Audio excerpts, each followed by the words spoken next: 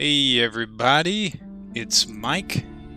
We're back here again today. We're going to get back to some Disco Elysium. We have a little bit of a shorter stream here.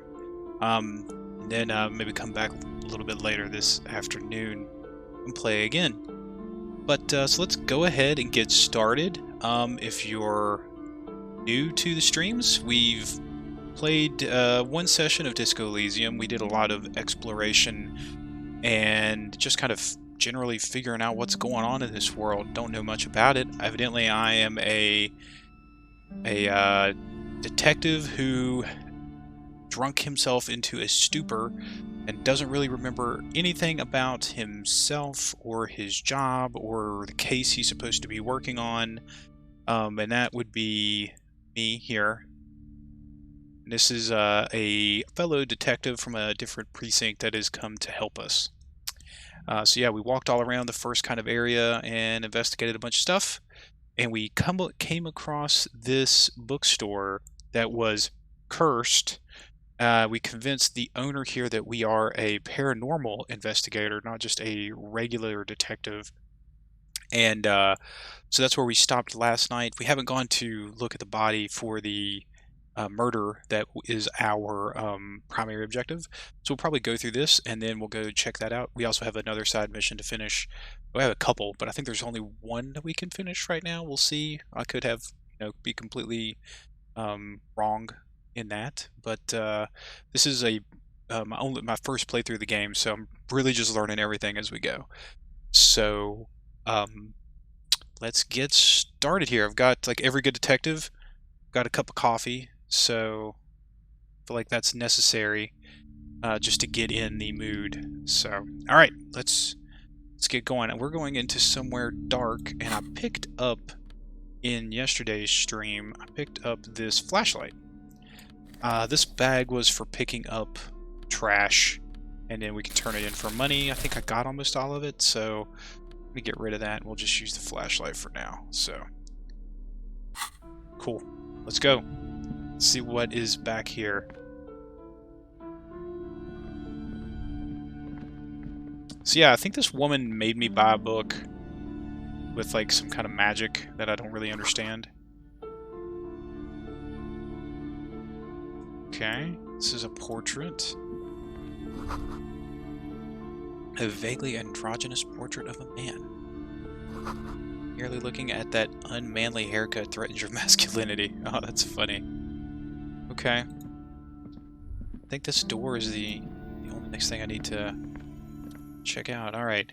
So, from what I gather from the stream yesterday and playing it, there's a lot of like internal dialogue that this character has where he's kind of like struggling with his own subconscious and his desires, and so that's a lot of it. So it kind of throws you off when you first start playing it, but it's very funny, and it really makes for an interesting interaction.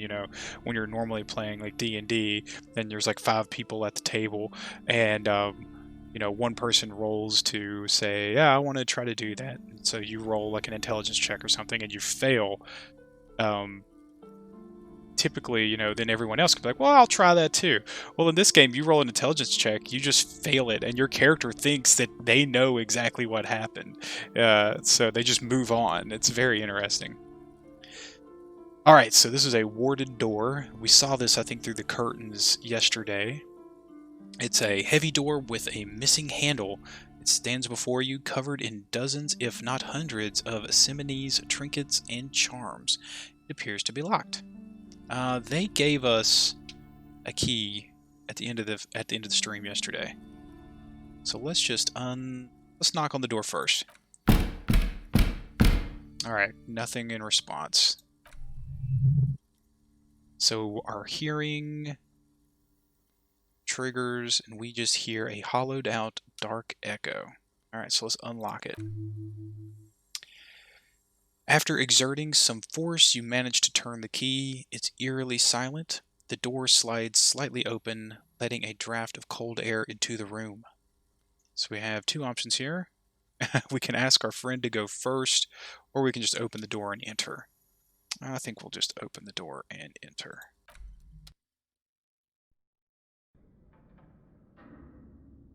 Okay, wow, this looks like a kind of like a gym. Oh, looks like our partner here, his name is Kim. Looks like he wants to talk to us. What is this place?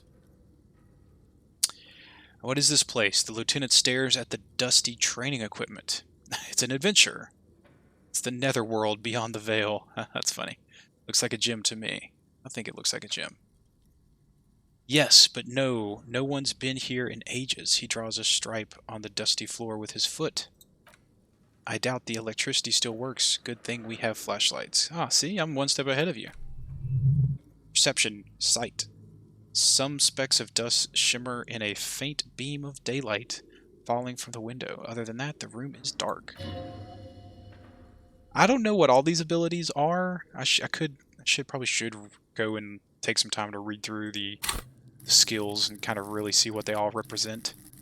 But I haven't done that yet. So, Inland Empire. An eerie feeling rises in your chest. I think that kind of goes, it's like inner, it's like how you perceive yourself kind of thing. What if there's a reason why no one's been here for ages? Let's just keep going. I'm sure it's just a regular abandoned house or something. Nothing mysterious here. Let's just keep going. Alright, sounds good. So let's see what we have here. Looks like just a punching bag. I can hit tab to highlight these items that we can interact with, so we'll come back to those. Poster says, Sidious Fortis. The rest is worn off. Smells like leather and sweat. Worn out wall bars. That looks unsafe. I'd say that's an understatement. This is as old as it is. Hey! That looks like a ball, and I threw that guy's ball into the water, so we will definitely take that back and finish that quest. Alright, let's get these barbells. A barbell lies on the floor. Color has worn off its weight plates. Physical instrument. Trivial success. So I guess trivial means it wasn't very hard. It wasn't a hard check. It's 60 kilograms. Your triceps hum at the sight of these weights. Show the world what kind of beast it's dealing with. Lift them. Visual calculus. There are no collars on the barbell. This is a safety hazard. That's funny. Look, Kim, it's a trap. There are no collars on the barbell. Yeah, let's tell him that. You're right. The weights may fall off. Better not touch it then. What kind of bastard would just remove the collars? It should be a felony. It would be a violation of EPIS safety regulations if the gym was still operating, but it's not. No one's supposed to come here anymore. Yeah, we're not going to lift these. That seems like a risk. An unnecessary risk.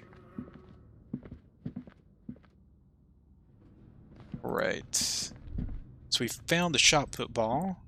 Not going to lift the weights. Can we go through? Okay, yeah, we can go through here. This is a really neat little art style. I like what they've done. I like what they've done with the place. This game. This looks like just a bunch of stuff. Window panes and debris. Alright, fair enough.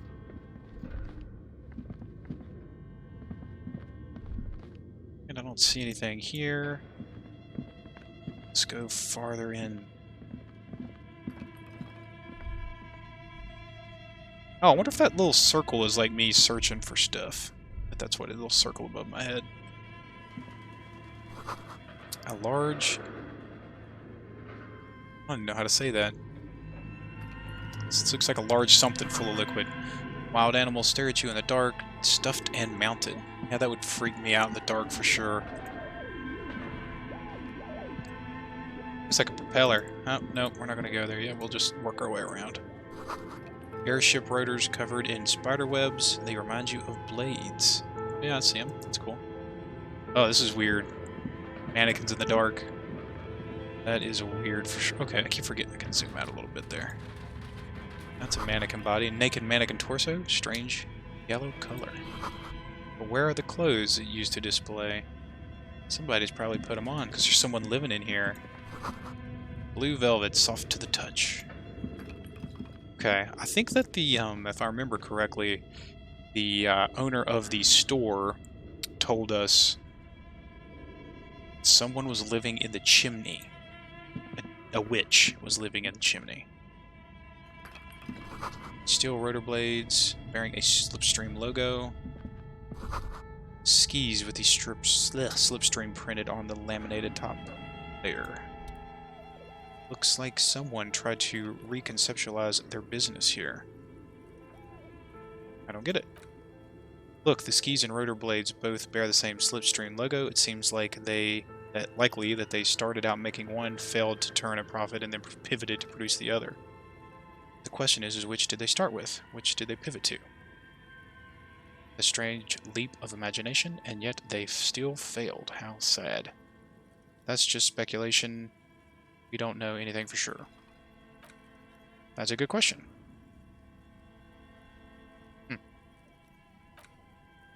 Reality is ruthless. Okay. Oh wow, I forgot to look to see if there's stuff to interact with, so I'd have to backtrack a little. Alright, let's see what's in the drawer. Production schedule, filament memory. Interesting. I wonder what that does. Can I use that?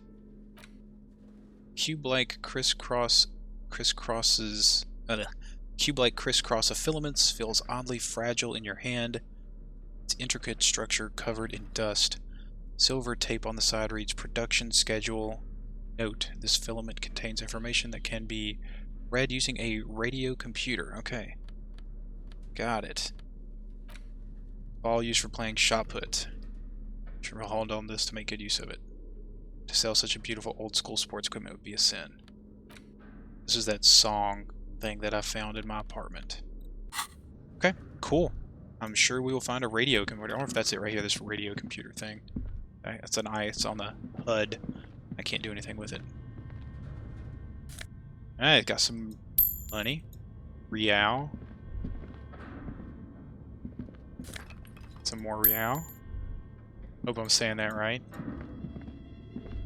Okay, cool, because now we can get around, go the other way.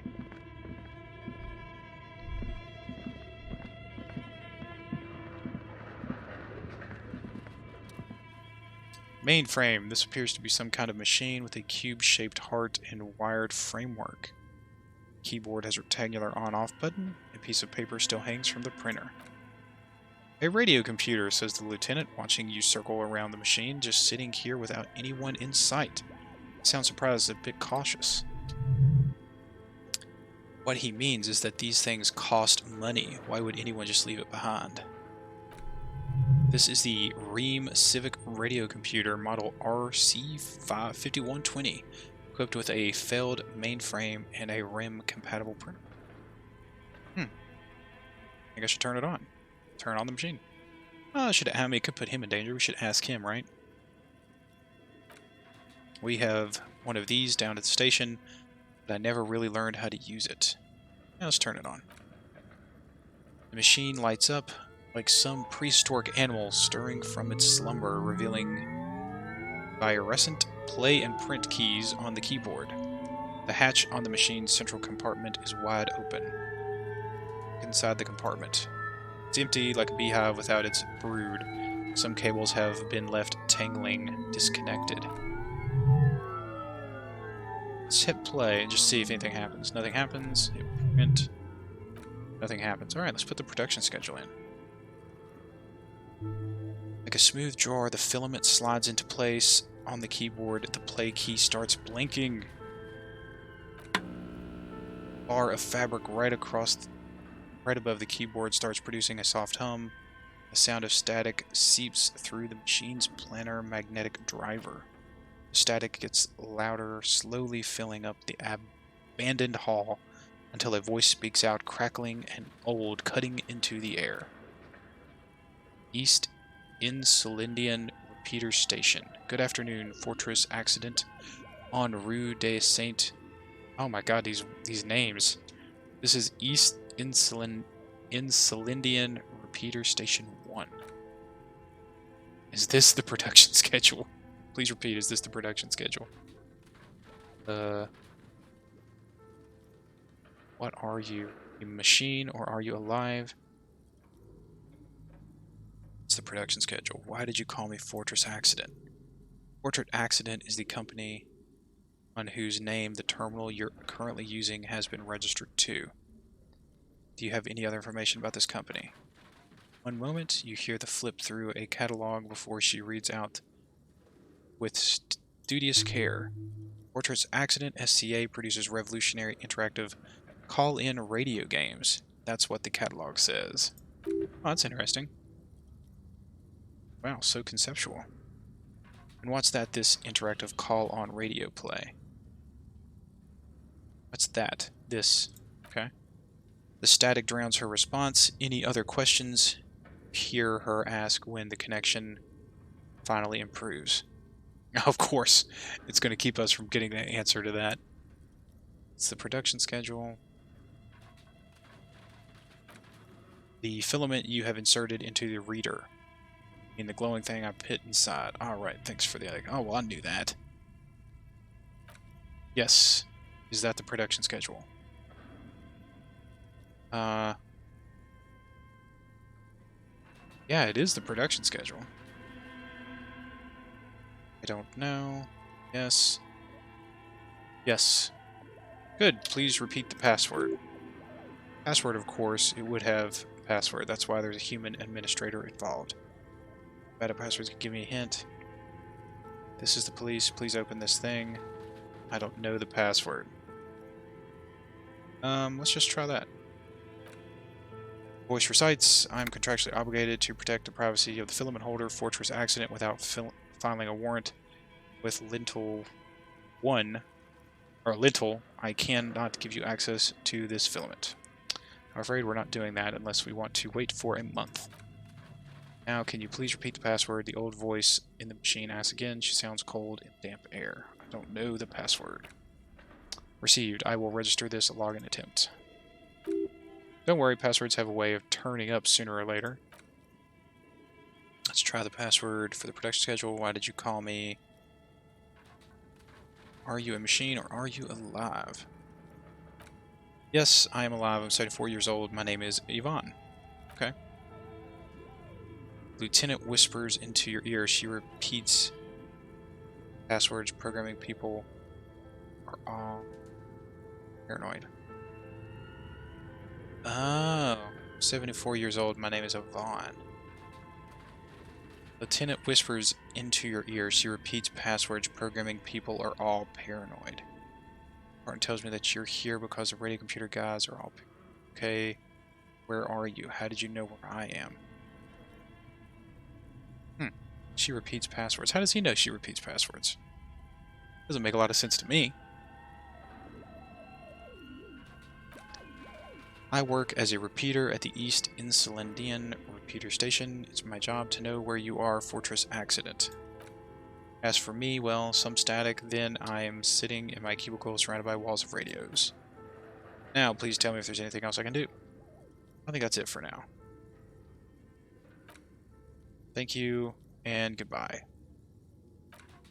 Tiles on the cube are still smoldering, casting the framework in a soft glow. Viscerant blade print, okay. Let's go ahead and remove the production schedule.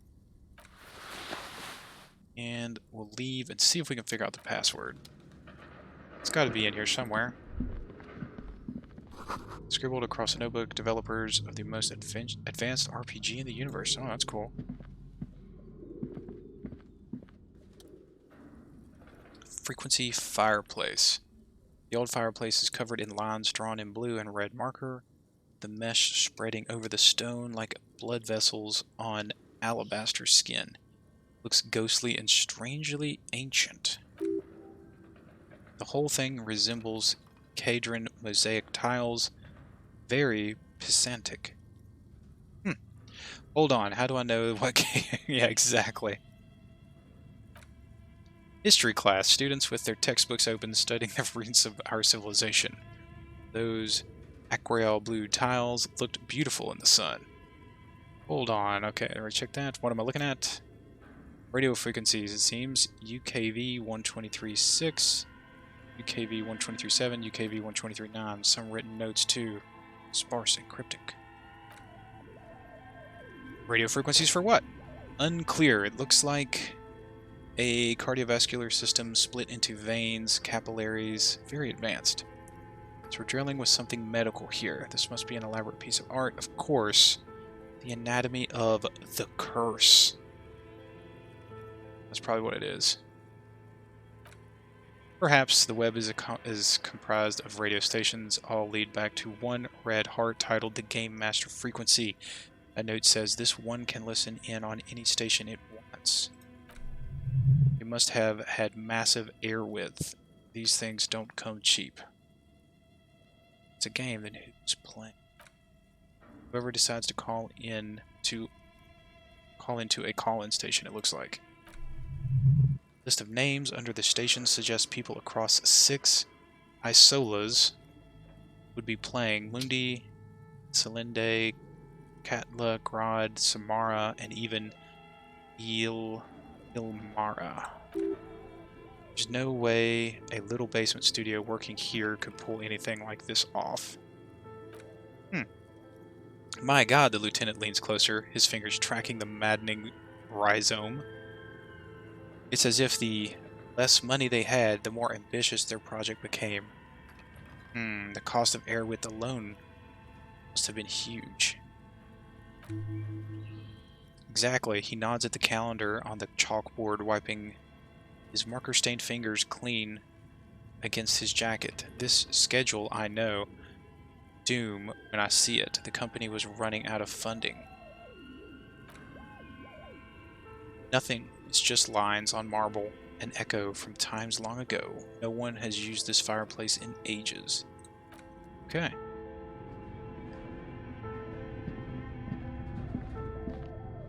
This looks like a elf. Project Dread board. Flashlight slides over an old green chalkboard, covered in scribbles, sketches, and schemes like some ancient cave mural. Some of the writing has faded with age, but you can still make out sections here and there. Photos and drawings have been pinned to the board. Inspect the drawings. These lithe, pointy-eared creatures appear to be different types of welkins. Make out autumnal candle welkins casting wax-based magic. It's interesting. Translucent welkins with organs shining under their skin, and even aether welkins hailing from the vast emptiness of sidereal space. You should adopt one of these welkins as your persona, no longer a mere man, but a welkin. One of the welkins towering among the rest appears to be different, however. Examine the welkin. This is important. It's Varahamira, a high welkin, his face white and scarred like cracked marble. This is clearly a welkin supremacist. The note says all non-welkin races will be purged. The holder, the dwerg, the humans, and even the headless men, all of them purged. Imagine a world filled only with welkin, green welkin, dread welkin, and the high welkin to rule them all. The lieutenant can't help comment. An inordinate amount of time has gone into drawing these little welkin creatures. Would anyone spend so much time on this? Who are these creatures? Who drew them? Are they real? I have so many questions. One of them is a welcome supremacist. Well, this has been educational. Let's move on. Political commentary. That one has a great beard too. Kim nods to the welkin's facial hair.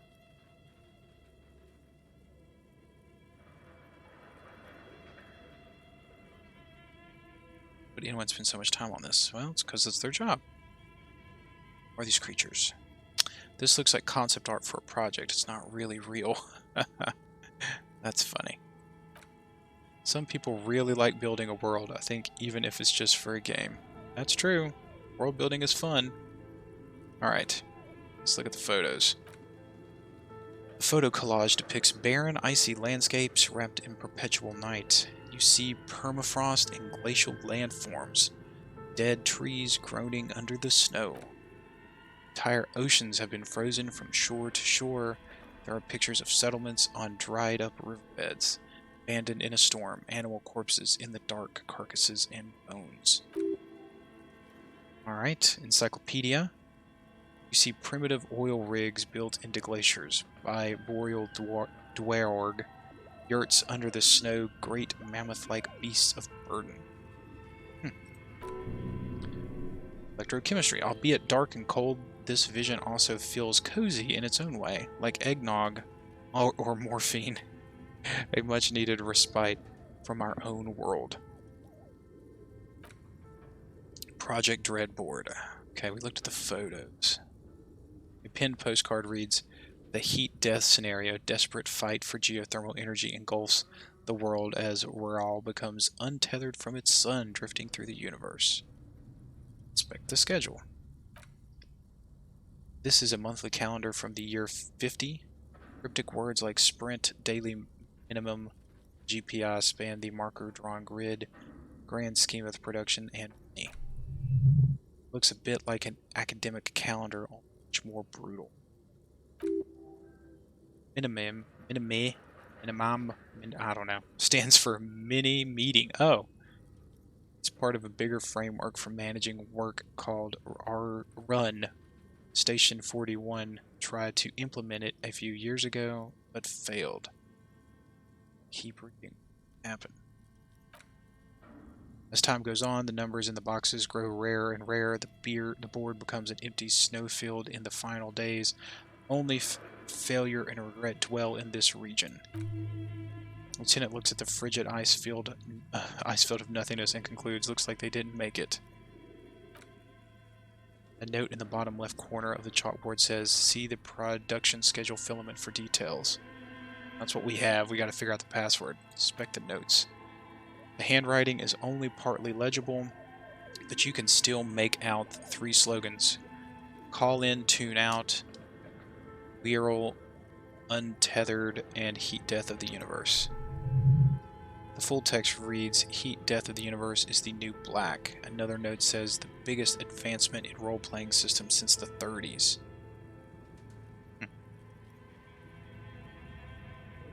Right, that's all that. There's this door here. I feel like I'm going to end up moving past. I don't want to move past the production filament. Okay. What do you think is going on with that computer, chalkboard, and fireplace? Someone tried to exercise the curse using technology. It's like an undercover counterintelligence program. It's just a failed business. The only question is, what the hell were they making? I think that's it. Yes, that is the question. The lieutenant takes a step back, steepling his hands. Like he's ready to lay out a fine theory crafted together like a puzzle box. Looks like one of those popular pen and paper role-playing games, only these people were trying to automate it. Make it work on radio computers.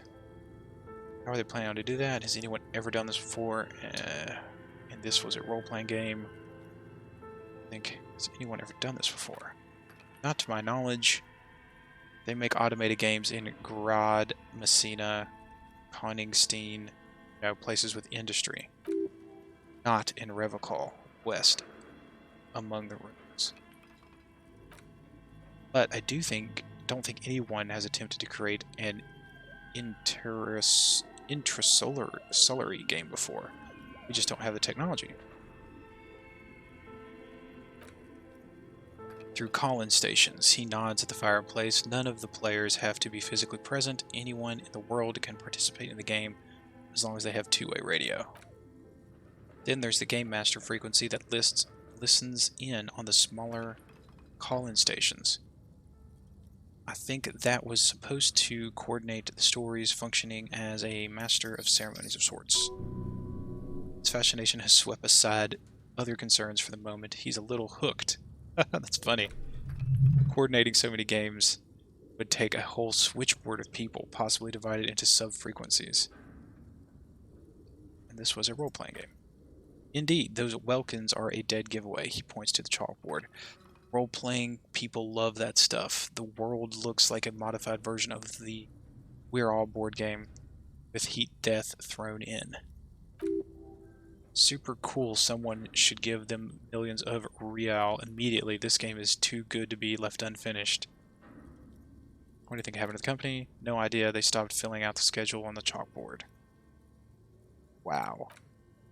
Indeed, it's ambitious and untethered from reality, but the lieutenant tilts his head thinking, saying if they thought they could do this, it was just play cheap money. Nope.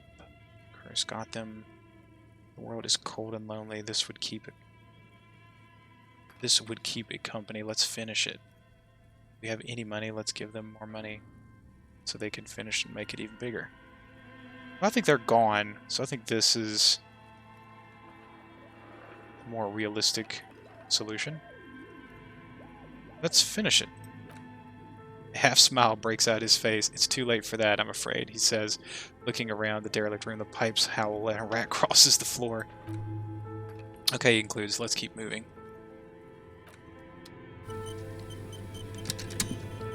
So we could... I'm hoping I can come back to that, because I would like to see. Let's just keep moving for now. This is going upstairs.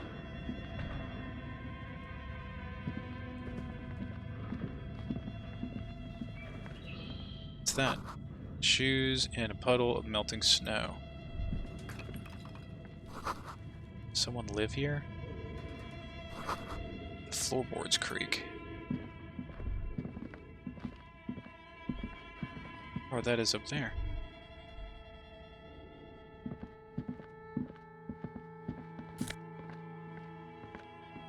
Postcard. Is there a password on there? Sunlight has made this postcard almost completely sepia-toned. Town traffic passes overhead. Ghosts of skyscrapers disappear to a beige midday mist. Vapor rising from the delta, which the district was built. The postcard is prepaid. Okay, nope.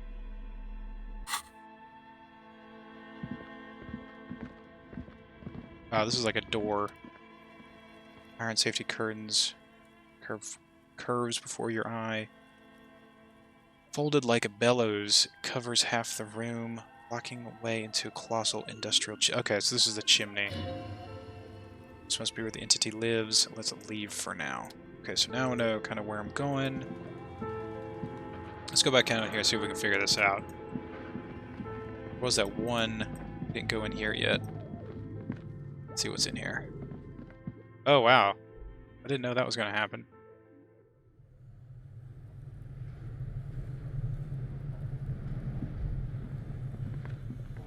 Huh. Alright. Real. Magnesium. Okay.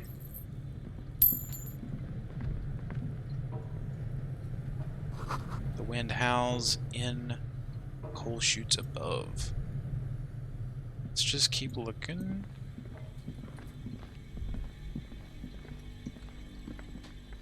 Alright, what's in the fridge? It's a bear fridge. Ice bear fridge.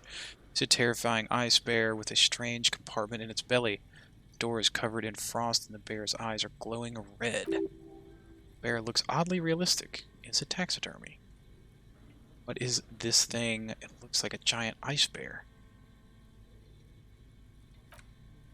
Lieutenant does not answer. His eyes are glued to the animal. A sharp slice of light shines out from its mysterious belly door. Alright, let's do it. A gust of freezing cold air rushes to greet you. You hear a low grumble as the bear regulates itself. This is the inside of a refrigerator. Lieutenant takes a peek inside. His hand has found the holster of his gun. Relax, Kim. It's a fridge. Look inside the refrigerator. Shelves are empty. All you see are crumpled ice cream wrappers with the brand name Revocol Ice City. A handwritten note has been attached to the door. The fridge is huge. Take the note from the door. Examine one of the ice cream wrappers. There's a giant ice bear-shaped fridge doing out an abandoned cellar in the first place. Take the note from the door. Pocket the note and the little fridge magnets, keeping it on the door. Examine one of the ice cream wrappers. Friendly cartoon bear smiles back at you from the glossy cellophane wrapped wrapper. Looks nothing like the fridge. The paper still smells of vanilla chocolate. Good question. Looks like an ice cream fridge. The lieutenant reaches for one of the wrappers. He studies it in the light. So they tried to sell ice cream from this hyper carnivore. I know, says the lieutenant. What an unfortunate marketing choice. What is even worse? The bear is still costing the money to this day. The lieutenant points at the red snaky cable running from the fridge. Fridge buzzes with energy. The electricity bill on this thing must be catastrophic. Alright. Let's check that note.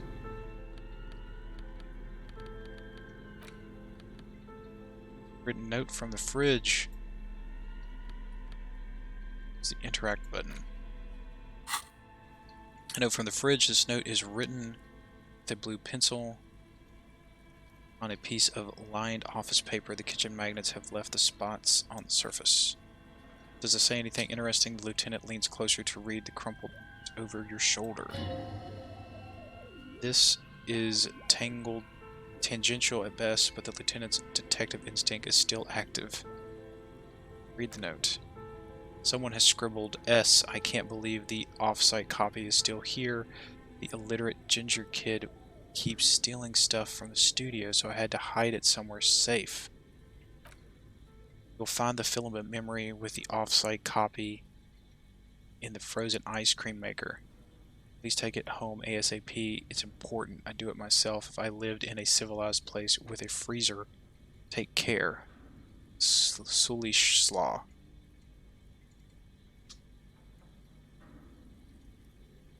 Yeah, I read the note. I wonder who wrote that note. Looks like someone from that radio game company upstairs. I'm a little surprised they just left their property lying here. Maybe they had to leave in a hurry. It's a plausible hypothesis. It's a filament memory. It belongs inside a radio computer, storing its memory. It's like a tape. You listen to disco tapes, right? It's like one of your disco tapes, only for a computer. It's like the production schedule you found, only it's one. This one's an off-site copy. Who's the illiterate ginger kid? Some local miscreant, probably. There are tons of them running around in Martinez, ready to stir up trouble. Usually dispatch our junior officers to deal with them. Any idea where the frozen ice cream maker could be? I don't know. I assume it's somewhere close to the ice bear fridge. Alright, let's put the note away.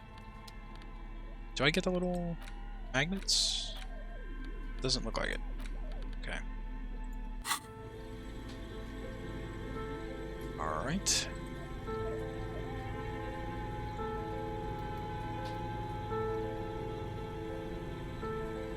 Let's see. That kind of looks like a frozen ice cream maker.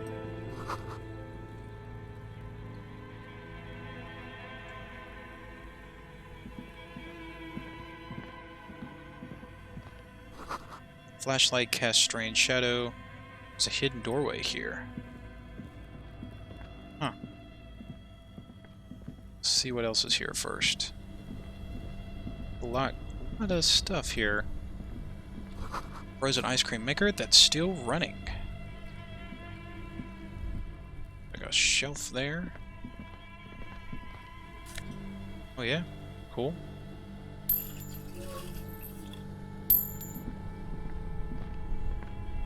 It's like a breaker box. Ah, breaker box. Two cables are plugged into the breaker box. The red one leads to the ice bear fridge, and the black one leads to the ice cream maker. Let's leave that for now.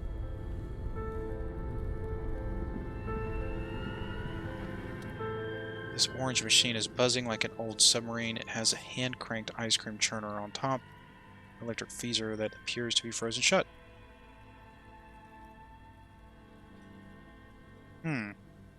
So it's inside the ice cream maker. You slip your fingers under the frozen lid. The ice is too cold for you to get a good grip. Pry bar would come in handy here. No, this is going to need something else, some kind of super pry bar. Don't even try to open it with a regular pry bar. You're just wasting your time.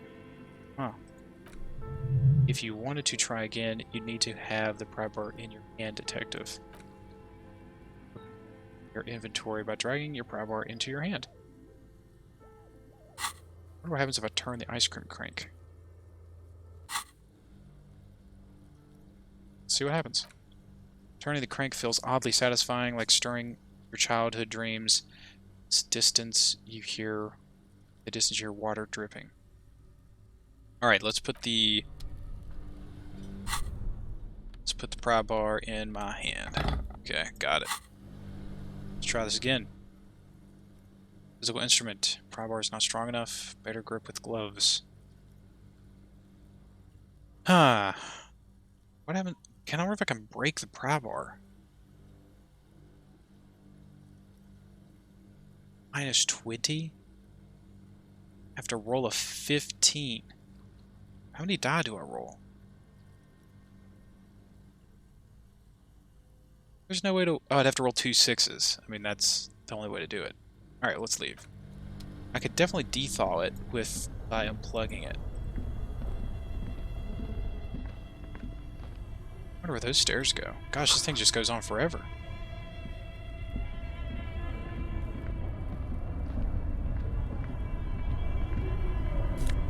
Take that money. Cellar window, people's feet shoveling by on the street.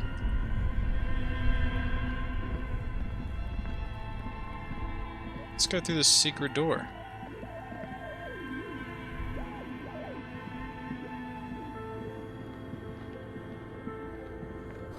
Two rusty rifles are hidden above the pipe. They look inoperable. A hole in the wall. A few bricks have fallen off, revealing a compartment behind the wall. It's too dark to see in. Where are we? Look around in the secret room. Look, there's a hole in the wall. Shine light on the hidden compartment. There is, yes, and there also appears to be something inside the hole. Interesting. Do you want to take a look? Oh, you do the honors. Okay, I'll do it. I don't want to send somebody else to do it. Your hand reaches deep in the darkness. Spider webs rummaging around. You find rusty rifles hidden away. Rifles, Kim. The lieutenant steps closer. Curious, are they any good? Inspect the rifles. Most of them are rusty and inoperable like the rest, but one catches your eye. A bolt-action model with a fine wood stock in better cosmetic order than the others. This one looks nice. Take the rifle. Oh yeah, I got a rifle. An old bell, a grave from the Revolution. Lieutenant notes with approval. His eyes are gleaming. Seems to no longer be functional, but still a beautiful thing in its own way. What does this mean? A rifle here. It means there are firearms, albeit inoperable, still lying around in Martinez. It's an interesting coincidence, I would say. Might come in useful in the future. Are we? Seems like an old bunker from the Revolutionary period. Look at all those rifles. He points up to the rifles under the ceiling. Must be an old weapons cache. Huh. That's interesting.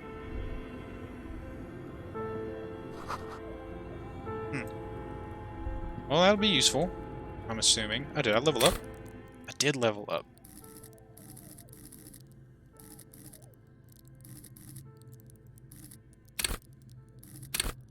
Practice the art of persuasion. Enjoy rigorous intellectual discourse. Build raw intellect and power. Deduce the world. I think this would be good, right? Being able to persuade people. So let's take that as our point. Okay. What does that plus button mean?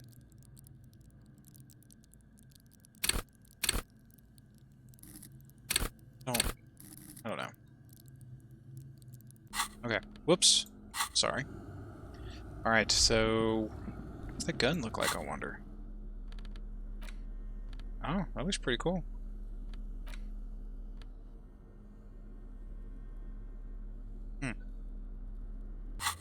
cool. Alright, so let's keep looking around. Maybe unplug that ice cream maker.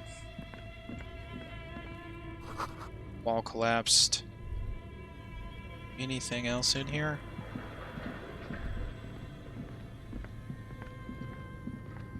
This is the furnace.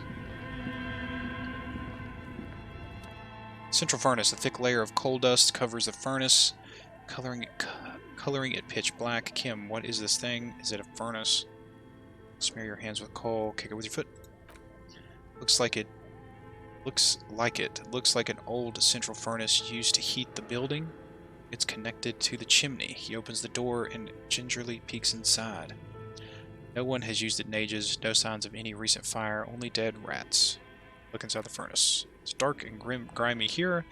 In the darkness, you can hear chatter. It's coming from above. A voice or several voices talking to each other near the smoke chamber upstairs. The echo is so prominent it's impossible to discern what the voices are saying or what's producing them. What are you doing? The lieutenant asks when he sees you climb halfway inside the furnace. I hear the murderer of the hanged man talking. I'm not sure, Kim, but I think I can hear someone talking upstairs. Wait, really? He looked up at the ceiling. Maybe it's coming from behind those safety curtains upstairs.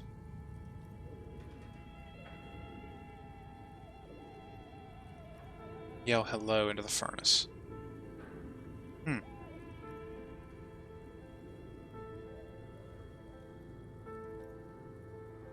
Sure, let's try. Something breaks loose in you. A mighty bellow echoes throughout the chimney's depths. The chatter of tiny voices above suddenly ceased then.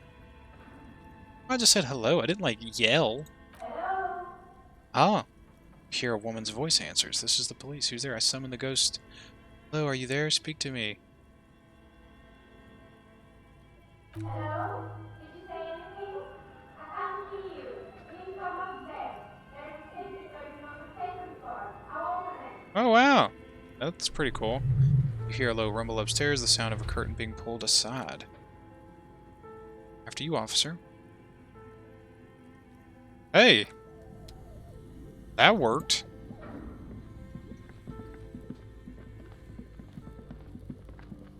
I don't know what to do with this, like... this thing. I feel like I should unplug this from the breaker box. Where does these steps go, though? Also kind of curious about that. I feel like I'm just getting further and further away from where I should be.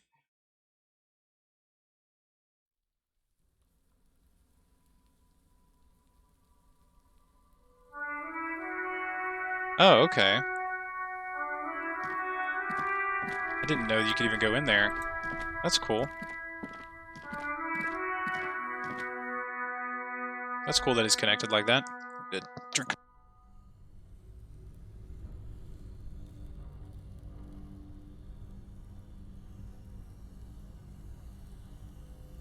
Alright, so let's just okay, well first let's save. We can't. Let me leave. Save. Can I? Yeah, new save. It's cool. Alright, let's yank this cable. Unplug the two cables plugged into the breaker. Red one leads to the ice bear. The black one leads to the ice cream maker. Black cable. These two dies with soft electric purr. Why did you do that? I don't know why I unplugged it to do things without any reason. Because it's black, the color of a miserable cosmos. The lieutenant raises his eyebrows, but does nothing. The electric distribution board now has one cable missing.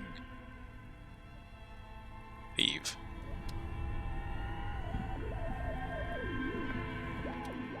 This orange machine is still dead still. It has hand crank. The ice around it slowly melting. Machine is unplugged. It's still like... seems pry bar is not strong enough. So it's like I need to find a better pry bar. Let's try it once. Check failure. The ice squeaks beneath your pry bar. You think you've got the bar jammed in there pretty well, but the lid simply won't budge. See the pry bar's metal handle bending right before your very eyes. That's a good pry bar. I'm not criticizing it, but this ice cream maker is frozen shut. It takes advanced tool to get it open. Advanced. Where do I get one? I have no idea, officer. This ice cream maker isn't important enough to requisition a special tool. Sooner or later, you will stumble upon a tool mighty enough. Then we will know what the mysterious ice cream maker. Alright, let's go plug it back in. I don't want it to go bad. Whatever's in there. Plug in the black cable. Alright. Let's make sure it's running again. Turn on the top electric freezer that appears to be frozen shut. Alright, let's go. Back upstairs. I wonder about the that password. Maybe we should try the password again.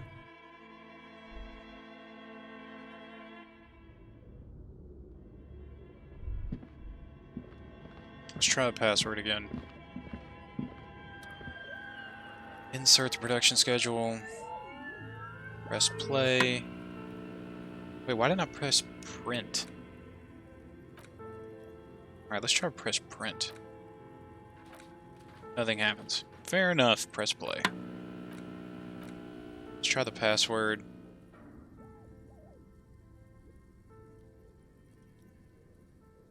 It's the police.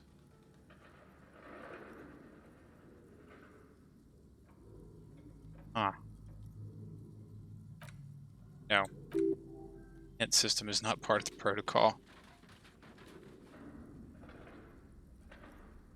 Repeater stations is my birthday. Still no. Alright, fair enough.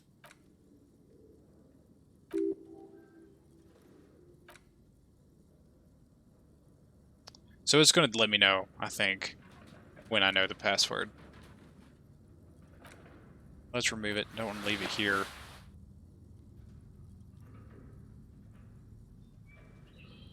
Huh. Well, I thought it might have given me more options.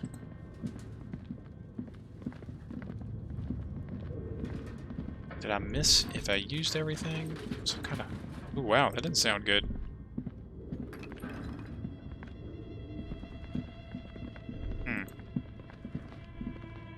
Yeah, I don't know. I really thought maybe this is something we're going to have to come back to. Is there anything? Nothing left up here. Alright, here we go. Oh!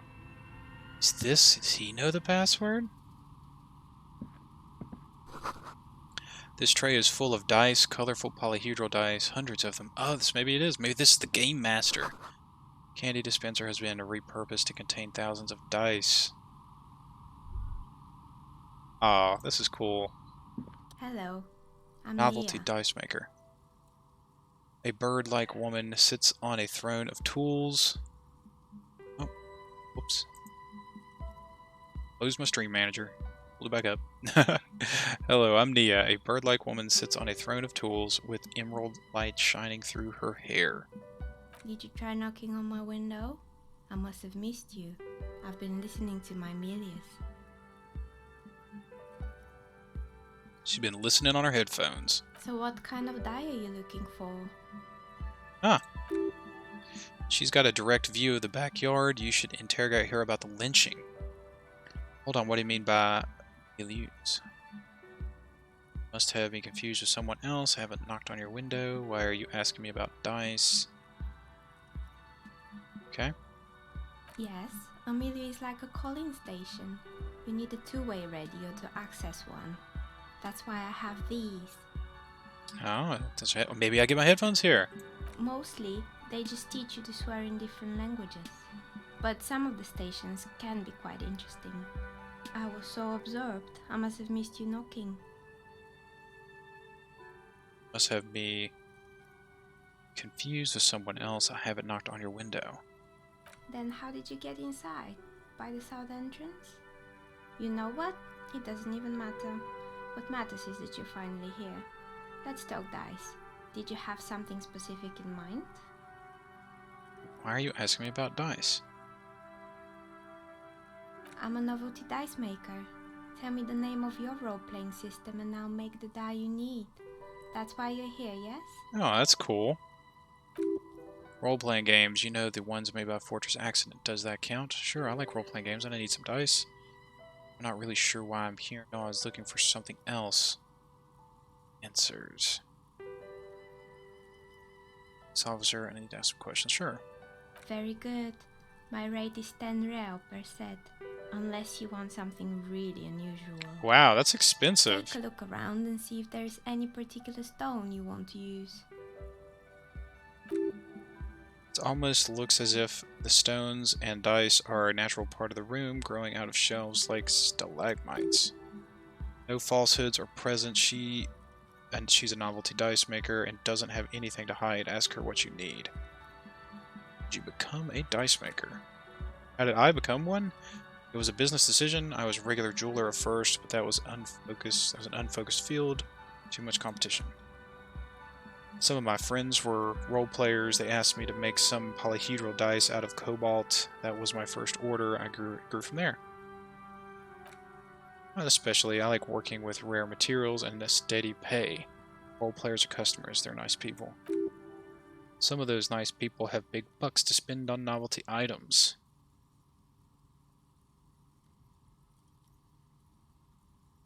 Do you know about the man who was lynched behind the works? Nothing, I didn't know him. Lieutenant looks at his notebook, then a woman through a large window. Window looks directly onto the courtyard. You're saying you didn't see or hear anything unusual last Sunday evening. I'm sorry, detective, but as you know, I'm usually have my headphones on when I'm working. It shuts out most of the daily ruckus behind my window. You often work a daily ruckus. You never took your eyes off your work. You often work Sunday nights.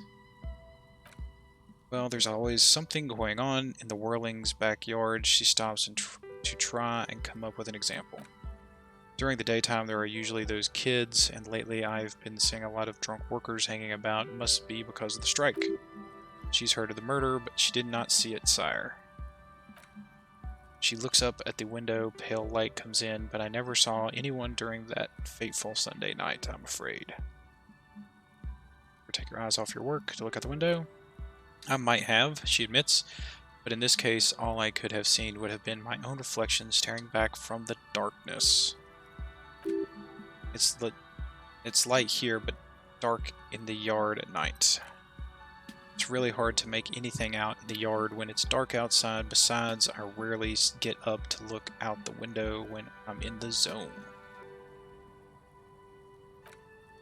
It's an odd profession, making dice for people, but I like it, and I prefer doing it to sitting at home. Okay.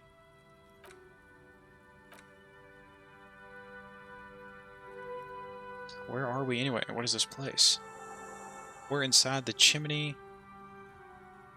of an old central furnace. It's strange, I know. She looks at the ruddy bricks that make up the walls. Even though they've been repainted, there are still signs of coal-black soot here and there. But when I arrived here, all the other rooms were taken, so I had to build myself a makeshift home. Besides, I don't really have to pay any rent here, so that's a plus. Creative. The lieutenant looks around in the spacious room, its ceiling fading into shadows above. When she arrived here, there were no rooms anywhere else. She must have known the other businesses.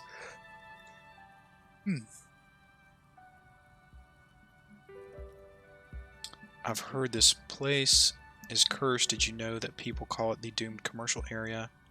Do you know what happened to the other tenants? Everyone else is gone. I've heard the stories, she nods as the wind howls in from the furnace shaft above, but I don't think those stories are true. Wait, how do you explain what happened to all these companies then? Patience is the one who sent me. She's convinced that this place is swarming with malicious energies. It's just capitalism, she shrugs. We only hear about the tales of success, so it's often surprising to realize how many ventures actually fail.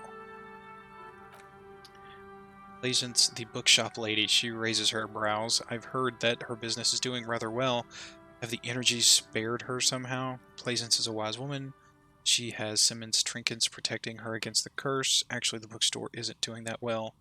There are hardly any customers, and she has to exploit her own daughter to keep the company going. The curse is just biding its time before it strikes again. Sooner or later, everyone will fail, even her. I don't know why the bookstore hasn't gone bankrupt yet. That's why I'm here to investigate. Since it's a wise woman. Alright, but it's not just the bookstore that's still up and running. What about the Whirling and Rags? Some people say it's part of the building complex. Part of the doomed commercial area? Interesting. Yes, but it's still a separate building. The malicious energies can't reach that far. No, the Whirling Rags isn't doing well either. Its waitress just took off, and the customers have trouble paying bills. I'm one of those people. You're right, the Whirling Rags doesn't really look like it's cursed. Doomed commercial area?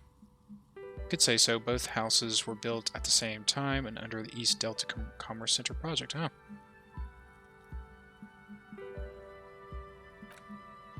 And then there's me, she sighs, looking at her messy work table. All kinds of tools lie there, scattered, from knives to carving flies to wire cutters. I've been here for 14 years, selling novelty dice to role players, enthusiasts. Not exactly a million real business idea, yet somehow I've survived despite talk of malicious energies. Strange, isn't it? Maybe it's just because she's so talented that she's been able to woo the curse. Thinks it's because you're the source of it, a malignant entity. It's because you're competent and dedicated to your craft. The curse doesn't affect people like you. The curse will get you. I have no doubt about it. It just doesn't care about earthly time frames. I'll be the first to admit that there are many inconsistencies to the so-called curse. I was just about to ask. She leans forward in her chair to study your face. What do you think? Do you think the curse is real?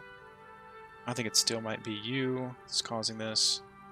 I'm starting to see that there is no curse, only business decisions and natural market fluctuations. Honestly, I'm still not sure.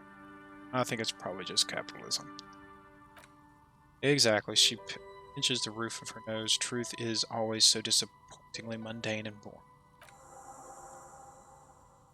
But I'm glad we got this sorted out. Anything else? So she has to say on the subject. She's been thorough and truthful as far as we can see. Why hasn't her business failed?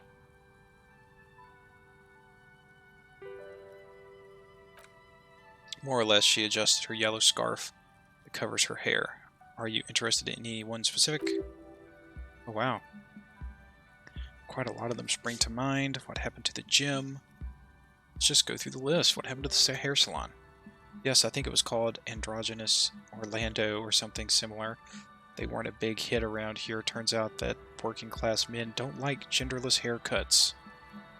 They're scared of that word. A bit of experimenting every now and then isn't bad. It's not about a haircut, it's about the confidence. What's wrong with a bit of experimenting? The customers should have been more open-minded. I would never let anyone androgynous touch my hair. I guess I'm a simple man. I don't really have any opinions on hairstyles. Me either. I just want it off my face. She tucks her hair under her head scarf. Alright, what happened to the gym? It was merely a gym. It was Artemitep's Boxing Club, a community project created to steer at-risk youth away from drugs and crime. How did this community project? Artemitep. Con man from Zemesk. I heard he had some trouble with the law when he was younger, and that's why he wanted to start the gym, as his way of giving back. And how did this community project work out? It didn't. If anything, it made the youth situation in Martinez even worse. At some point, someone started a rumor that the punching bag downstairs was full of amphetamines. Should have known it. It's not really full of that. No one would store their drugs like that. Eventually, the coalition took away the funding and the club went bankrupt. This was a few years ago. It's gotten much more peaceful around the plaza ever since. What's up with the broken windows? Oh, this one's a mess, she sighs. There used to be a company that promised to repair windows 24 hours a day. What could go wrong with this one, right? Turns out the business was actually set up as a front for an illicit group that was producing snuff milieus. Who would have guessed? It's a snuff milieu. And they never cleaned up the debris either. Now it's just littering the hallways. And I have no idea how to get rid of it on my own. Cool, very cool about the debris, but what about snuff milieu? It's a shame about those windows. I'm not even going to ask about the milieu. Snuff milieu. It's a sub-Rosa radio station that broadcasts real murders. Ugh. With real victims. Some people pay good money to get off on it. Whoa, it's crazy. Nothing changes in her tone as she says that, as if it's just another piece of information to lay out for the world. What does she mean to get off on it? Don't worry, the ICP has a separate division, deals exclusively with unlicensed sub-Rosas. The lieutenant turns to you. This isn't our problem. It's good to know. Did someone here make stuffed animals? I saw mounts lying around. You mean Mr. Fabrin, taxidermist? No, he mostly just did drugs. But what drugs exactly? I need to know what drugs it was he was doing for my police report. Let it pass. Alright, I found creepy mannequins. There used to be a fashion altier here, but I have forgotten the head designer's name. They were doing well for a couple of years until the insect rights activists came. Insect rights activists? What, the name of? I didn't know insect rights or activists. Yeah, the Altier didn't know either. They produced a certain collection that used chitin among the materials. Apparently chitin is made in Occident, where it's extracted from wings. And you know how all kinds of political movements are big in the Occident. The activists shut down the biggest chitin suppliers, which of course caused prices to skyrocket. And naturally, all the most fashionable tastemakers refused to be seen in chitin. From then on, the Altier went bankrupt before they could finish the collection. I'm glad someone took care of the little guys like the insects. I like insects. Insects don't have any brains or feelings. They got what they deserve. Making clothes out of beetle wings is a terrible idea. Actually, insects do have brains, she corrects you, but yes, I understand what you're saying. I think the protest took it a little too far. As she shifts around, you notice several dead flies on the windowsill in front of her, legs up. They're not moving. Alright, what's the rotor blades and skis?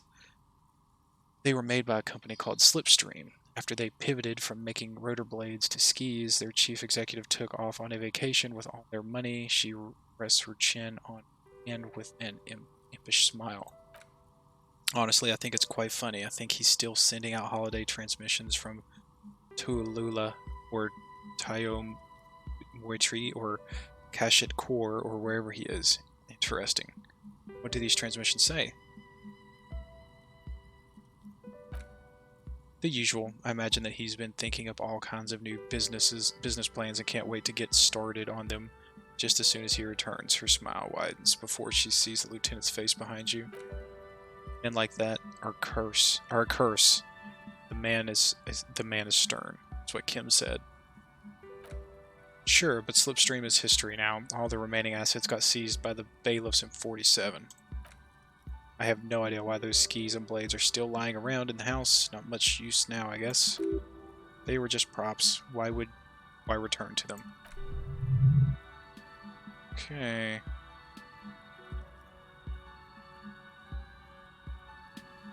Building's intercom, but it's not working. Found a strange machine. Fortress accident. The radio game studio. She closes her eyes as some remnant of memory lights up on her face. They were an interesting bunch. We talked about role-playing systems every now and then. I even saw two of them get into fisticuffs over We're All. That's understandable. Fantasies are serious things. The mind is the drawing board of history. They certainly took their work very seriously, even if they seemed to be chronically liberal with their schedules. What do you mean liberal? What happened? The usual, they just ran out of money and couldn't get the project done in time. What went wrong? Well, I did hear them talking at times. She looked at the hallway as if she can still hear them chit-chat behind the curtains on a cigarette break. They seemed to believe they were historical individuals on some grand quest. She sounds almost mocking when she says that. From what I've seen so far, the project did look quite impressive. Really, they must have been on a gigantic ego trip. Yes, but when the money started to run out, they just began to complain a lot about capitalism, you know, how the markets are rigged to keep out new businesses and so on. In the end, they just didn't get it done. They didn't have enough willpower to produce something truly historic and to show up to work on time. Showing up to work on time is hard. No, scratch that. Showing up to work at all is difficult, especially if you've been drinking. Showing to work is incredibly hard. That's too bad. I would have supported them. The project looked great. You're right. They should have just tried harder. Everything they needed to succeed. Not the wisest decision. You would have lost all your savings. She tosses a pair of dice on the table. One of them stops near the edge of the metallic desk.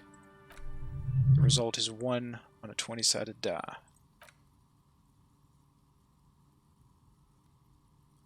Terrifying taxidermist in the center. Oh boy, the fabled Revocol Ice City.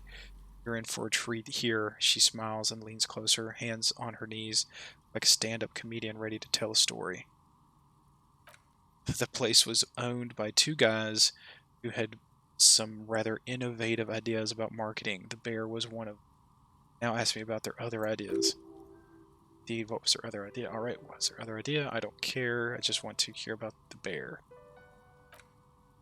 There was really just one, and it involved picking out the prettiest girls in the neighborhood and paying them 20 cents per hour to man the booth.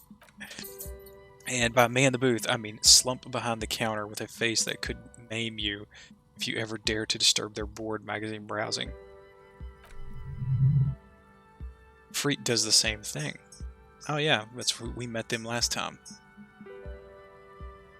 I know a girl just like that. She works in Freet as a cashier. She's not particularly friendly. What did they expect? 20 cents per hour is dog's pay. I'm surprised they showed up to work at all. That's an award-winning idea. How else could you... That's funny. I don't have an opinion on employing teens. I just want to know, did it work out for the business? Well, just talk about that. Employing sulky teenage girls is a widespread practice. Yes, unfortunately, they always come in packs. I'm talking about acne-ridden girlfriends and gorilla-like boyfriends loitering around near the shop. At least that's what happened with the Revocol Ice City. And they already had the bear. She closes her eyes in remembering something painful. What about the bear? The bear, she repeats, pressing thumbs into her temples like trying to suppress a headache. It didn't work out. Of course not. The bear was terrifying. No one wants ice cream guarded by a hostile apex predator. To make matters worse, the fridge didn't work too well either, and half the ice cream came out malformed and partially melted. Eventually, Revocol Ice City lost a price war to its rival, Glace 5000. Glace 5000 sold caramel sundaes for only 5 cents a piece. That's pretty good. Out of a regular fridge. It's the market doing its job. I'm sure the bear was doing its best. The bear was scary. Every time I saw the bear, I felt scared. Like it could come alive at any moment. That taxidermist who made it said it was his vision beast. He said he met his vision beast while high on desiccants. He called it Megatherion. Megatherion? It's a vision piece, very cool, but I don't want to hear about any bears.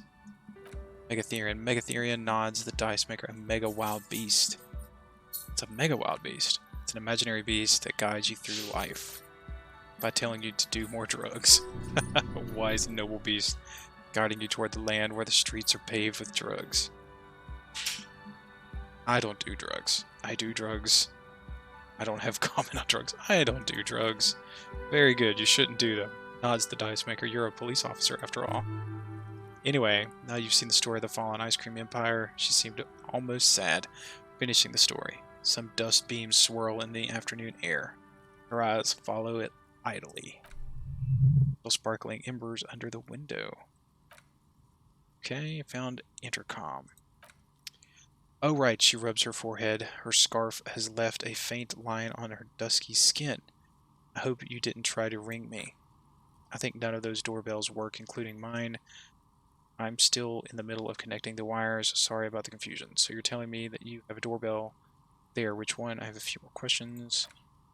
One with an empty name card. It's the last one on the list. As I said, it's quite useless right now. It doesn't work yet. Okay. Questions with the intercom? Nope. I have more questions about the building. I have more questions about the building? No? So just have this one. Do you know the werewolf tethered setting? I want to die for that. Do you have any cursed dice? Tell me about the most extraordinary die. I'm sorry, I don't actually know what die I want. Just normal die for me. Very regular. What kind of die do you think fits my personality? That's actually pretty cool. Just the right one for you. She opens up the top drawer of her work desk. Takes something out. 2 polyhedrons, red and blue, and cradled in her palm. Get it? You're a police officer, right? Here, catch. These are a gift from me. Oh, beautiful woman tossing you a gift. Hand-eye coordination, medium. Catch the dice. I failed. You overthink it, your hands can't agree what to do. 2 dice drop to the floor, scatter in opposite directions, like pearls from a broken string. The blue one disappears down the pit to the center of the room. Oh no. Ah, down the drain like your career, jokes the dice maker as her eyes tracking the remaining polyhedron and then catches her. I apologize, officer. That comment was unnecessary. Alright, I'm going to take a quick break. I'll be right back in like 5-ish minutes, okay? So you guys just hang tight. Thanks.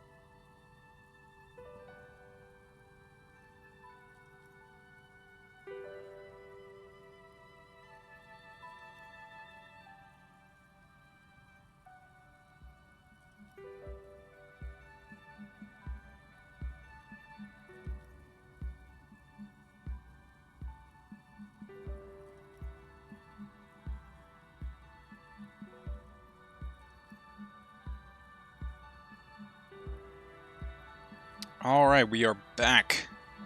So, she just tossed some dice at me, and I fumbled it, dropped one. Hopefully I can go get it down in the bottom where I hollered at her from.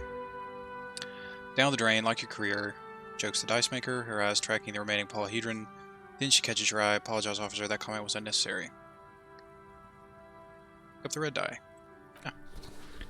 That one is made of bloodstone with a lapis lazuli inlay. The other one was the inverse. They were a set you see, but now the set is broken. It's a shame. They might have brought you luck, and you'll definitely need luck, Martinez. She closes her desk drawer.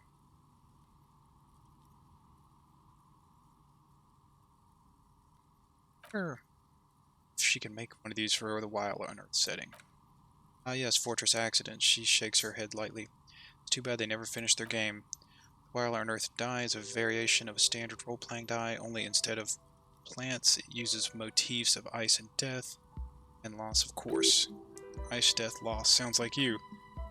Thinking something made from alligator jawbone cast in black resin, the reptile bone is as white as ice, and dead as, well, death. She smiles. For 7 real, I could have it ready in 8 hours.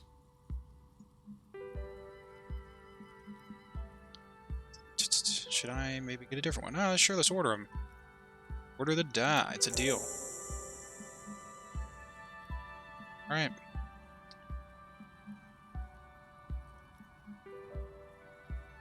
Let's see if we can roll 2 6s here. I failed. Still nothing, if anything, uncomfortably.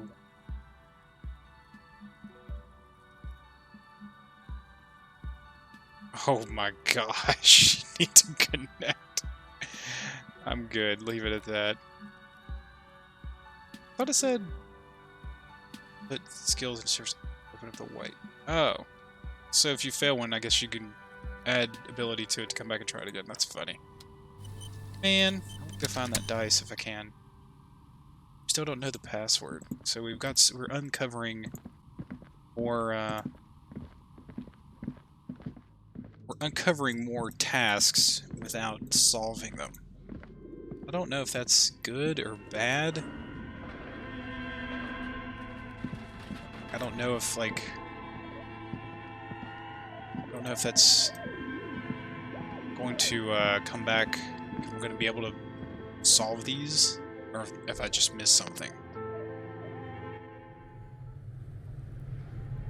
Okay. Let's see if I can get this die. Let me climb in here and get it. Can't believe I missed that check.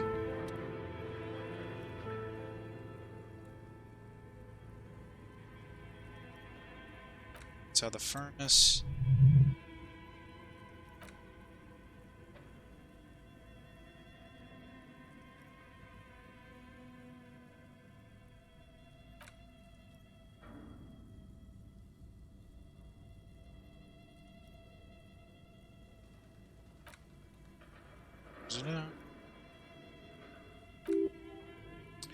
Maybe you could paint something with this coal, leave a cave painting for future archaeologists. Huh. Kick it. I'm gonna kick it. Maybe my die will fall out. Oh! That didn't work. Dang it. I hate that I lost my die.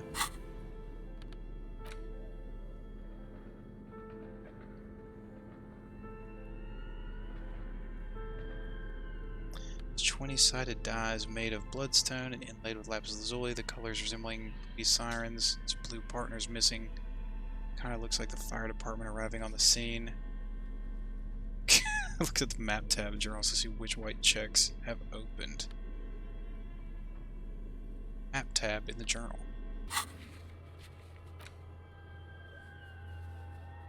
Huh. Oh, this is interesting.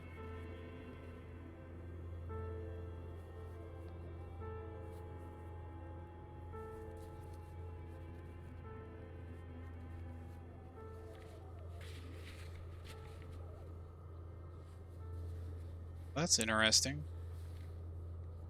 These are found white checks. Those on white are available to try now. Okay. Cool. Calm down now. Wish I could, like, get her to make me another blue dye. That's sad. I want both.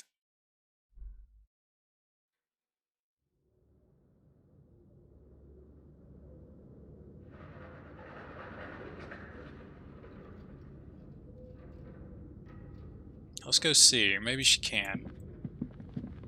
Then we'll go back and talk to,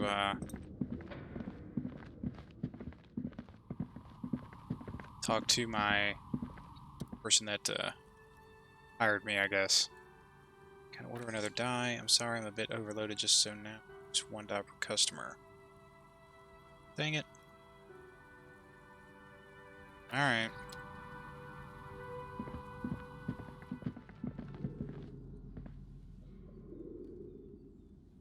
Alright, let's head back. Let's talk to, that lady. Since I did get the... Yeah, okay, I've got the little data cube thing, so that's useful.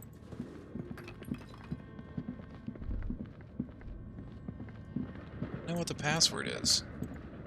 I feel like I missed something.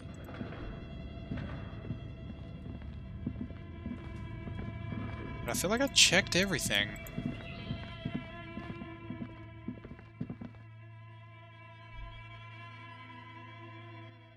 I don't know what else I would have missed.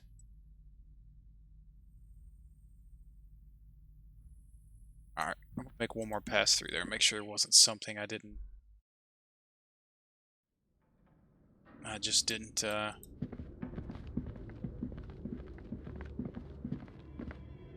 sure there wasn't just something I didn't click. Don't see anything here. Fairly certain I went through all of this stuff.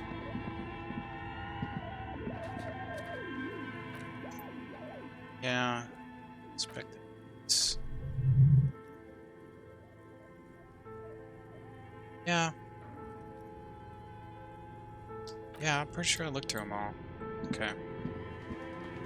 Let's just go back. Hopefully we'll uncover it once I get can get the backup thing out of the ice cream maker.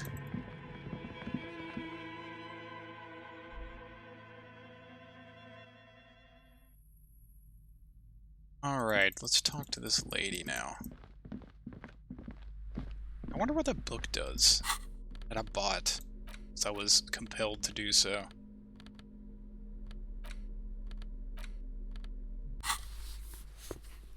Crack open the tome. Browsing through the various chapters, you try to best understand the ceaseless overflow. The sprawl of names, dates, places, events, historical, most of it ends up as a twisted mass of facts inside your brain. Your educational survey is done. Did you catch any of that? No? Oh well, it's pop quiz time. Let's see what you've learned. This might take a few minutes. You ready? Oh dear, sure, why not? Here we go. What? That's the spirit? Here we go. Question 1. What was the first innocence? Oh yeah. This is what I was made for. That's so alright. Go on, give me all the hints you got. You know, I didn't really absorb anything from what I just read. A pop quiz is a short examination designed to test your knowledge. Without any prior warning or announcement, such exams allow the teacher to assess how thoroughly the students have retained material at hand. Voila! That's that first sentence. Thanks for nothing. Main threshold. Dolores Day, Dolores.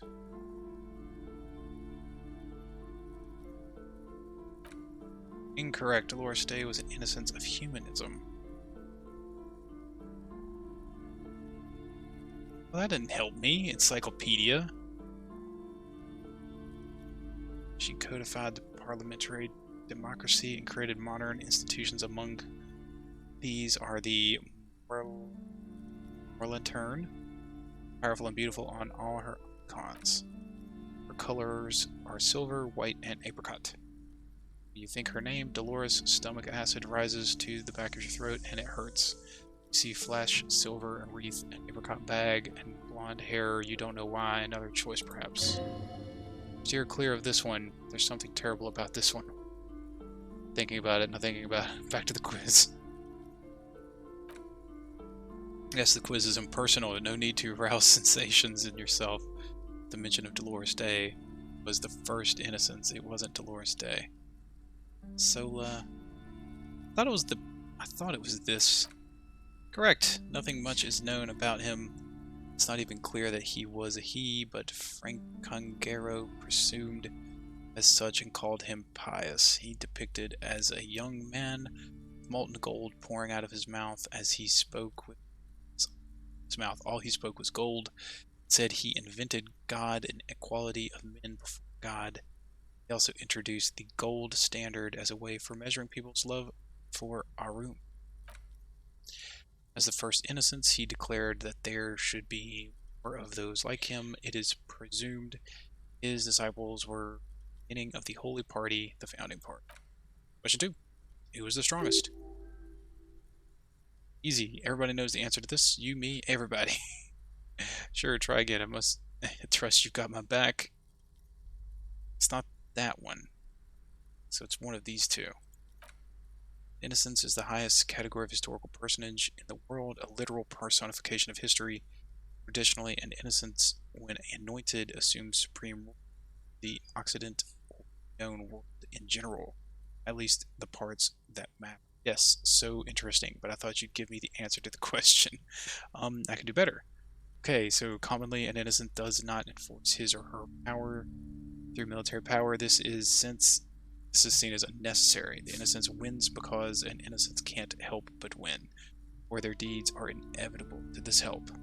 Oh, damn. Dolores. It is not Dolores. I think it's Franconegro. Correct. Named the innocence of militarism, he codified hereditary rule, but at the same time ended serfdom and established the intersolary real as the global reserve currency. He also established the concept of the nation. Franconegro attempted to solve the rising tensions between the aristocracy and the bourgeois by building a unified society in which every man has a place and a mission, but at the same time, many may rise to nobility provided on the strength of his venture. Or of his virtue, sorry. Interesting. Who was the false innocence? Got it under control, no problem. Solid on this one. It's widespread historical information. Going to be helpful this time? Can use hint. Yes.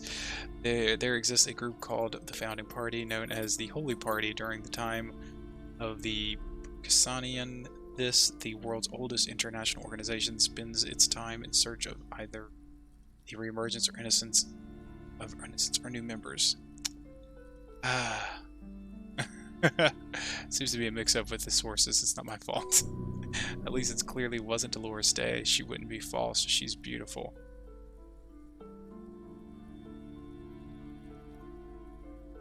Could it be Dolores? Now I feel like he's like tricking me. I don't know any of these. Dolores. No, stop thinking I said it wasn't her. She was true. Oh, that's funny. Well, at least it didn't like hurt me.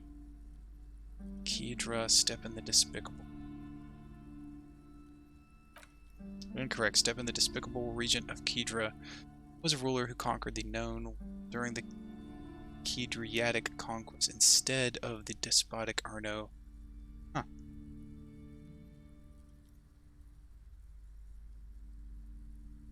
Kedra. Correct. Large nation area of the Isola, of the Occident, between the Ermalan mountain range and the Pizantic Mare. Goodness gracious. Well, there have been a number of counter or false innocents, some assumed to have innocentic qualities, some who just thought so themselves. Occasionally they have the support of a faction inside the ecclesiastic organization, and accusations of foul play have arisen. The most famous and important of those was Erno Pasternak. He was into torture, nepotism, hymns, cannons, and world conquest, but got defeated and humiliated by Stepan the Despicable, Kedra. Final stretch. Come so far and learned so much. This is the most important one. Question 4. Who was the greatest innocence? Most important of them all. The most precious to humankind. I've got it. Honest. Alright, of course, this is my thing. The reason I exist in this world. Correct answer is Frankenegro. You're probably absolutely certain of this. 0 doubts. Frankenegro. Incorrect. While Frankenegro built concrete structures and cathedrals, and while many people, especially the Mesk, consider him the father figure due to his militarism and nationalism, João Paulo Solomo Lopes de Fuego argues differently. Another choice, perhaps. Oh yes, militarism, nationalism, my bad. Yes, obviously. Let's go with Dolores Day. Correct. The Mesk might see Frankenegro as father of nations, but as this century there has been a great shift in attitude. Dolores Day has become widely regarded as the greatest innocence, a most radical change to the whole fabric of the world. Everything from interstellar travel to the connected world to 3 consecutive scientific revolutions can be traced back to her. Every decade that has passed, she seems less human somehow and more beautiful. Congratulations on finishing the test. The results and your subsequent grade have been calculated. You get a D. Not particularly remarkable, but technically passing grade. You wouldn't really expected better. That's funny. You would have done better if you just left Dolores Day for the end. Dial the Dolores Day down a bit. Damn you, you arrogant book. Jen is jolted awake by your furious cursing. What's going on with you? Thinks it's so smart. Book is unfair. Oh, okay. Lieutenant stares at you, his visage unflinching. You are shouting at an inanimate object like a real weirdo. No wonder you seem to have trouble with the right answers. The book away. That's funny. That was funny. Alright, let's talk to her. You're alive and well. Don't keep me waiting now. What's in there? In that dark sarcophagus? Dark sarcophagus. Pause dramatically. Yes. How was it? Tell her how ghastly it was. You know what's what she wants to hear. It was a carnal house of failed... excuse me. Business enterprises leeching life energy from the bookstore. Honestly, a dump. Nothing to see there. Just heaps of garbage. Someone should let the sun shine in. I'm in no position to give out personal opinions. But what else did you find? Did anything survive? No, of course not. Have you located the entity? I had a few more questions about the curse. What if I want to buy a book? I talked to the entity you told me about. Her name is Nia. She's a novelty dice maker. A novelty dice maker? Her eyes widen. Well, spit it out. Why does she need dice? For some kind of sorcery? Sometimes they use the ankle bones of sheep. She's not a sorceress or some malicious entity. She's a businesswoman like you. No, ma'am. I have felt her aura. She is not the one to blame for this curse. She may be involved, but I don't have a way to question the entity further. She's not a sorceress. She is just a businesswoman. She looks perplexed. I don't understand. If it's not her, then where is the source of the doom? How did she explain the curse? The narrative she's built herself, it does need tearing down. She's squeezing on the pendant too tight, a drop of blood on her palm. To hell with it, perchance you ought just lie, sir. Sire. She says there's no curse because there are too many inconsistencies. She said it's capitalism. Bankruptcy is a quirk of our economic system. Source is in taxidermist shop. Became involved in arts. That's a lie. I don't want to do that. Honestly, I don't have an answer yet. There's still leads to be followed, like the strange radio computer thing. Another entity more malignant strings. Perhaps my travels will cross paths with it. It's just capitalism. Wait, what? Price goes white as a skull, then the entire economic system is cursed? I'm afraid the only world revolution can help you. Yes, the system must be cleansed. Oh dear. That's true. We live in a precarious world. Nothing ever turns out right. You need to get used to chaos. What I meant was, I found the source of the doom. Forget about the economy thing. That's funny. I'm afraid the only revolution can help you. Yes, the system must be cleansed. It's true we live in a precarious world. Nothing ever turns out right. You need to get used to chaos. That's probably the best. Precarious world economy. She looks down at the pendant in her trembling hand. I understand what's going on here. You went in there, rummaged around, and accomplished nothing, and now you're telling me these intellectual things to cover up for it. It's okay. You don't have to. I was wrong to trust another person. I'll manage this psychic calamity, as I always have, alone. Well, I tried. She tucks the pendant away in her blouse and concludes, "Thank you for nothing. Please do buy some books or be on your way." There's never any other way this could have gone. She's just too far gone into her own. "I'm sorry we have to disappoint you, ma'am." He turns. "Can we go now?" Well, we tried. I should probably take that flashlight away. Because it's just, you know. And maybe the crowbar. That'd probably look pretty imposing.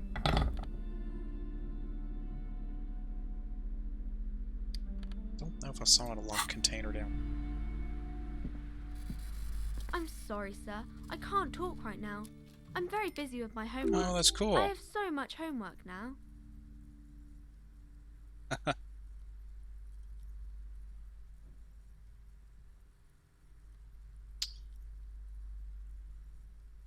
Are you missing here? Why does she seem so familiar? Suggestion 0. I have to roll 2 6s.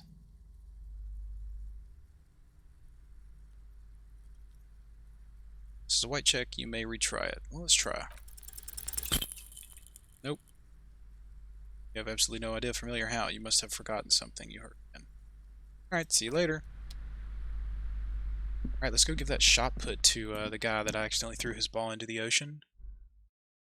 I don't want to say accidentally. I did it on purpose, but I didn't understand what I was doing.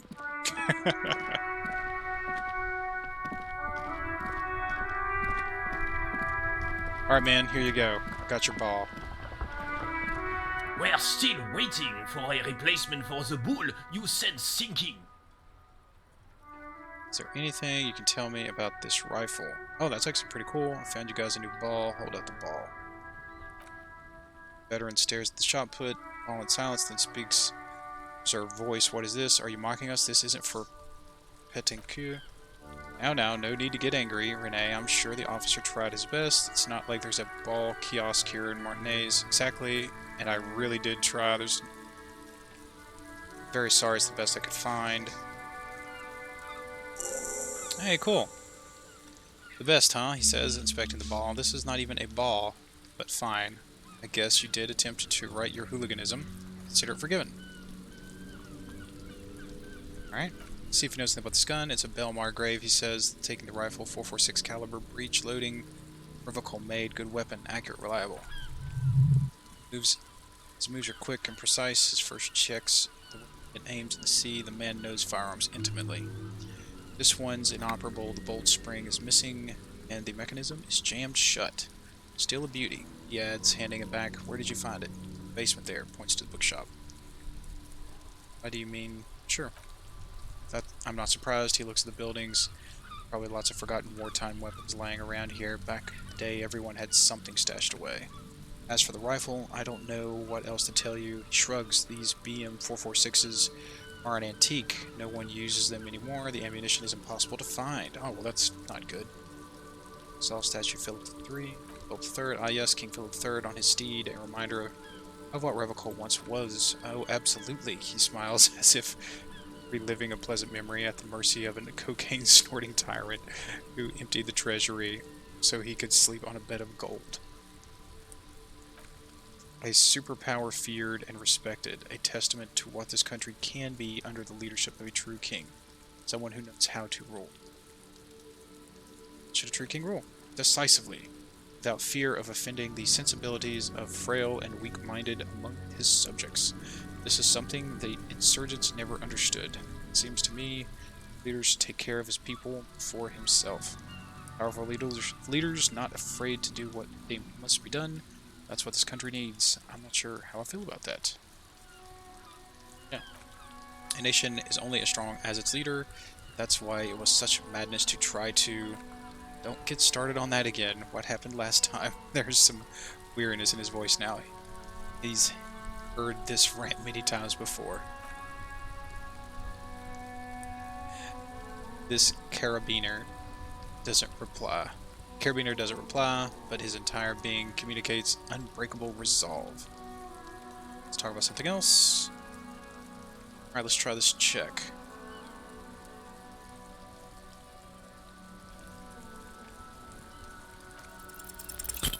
Nope, failed.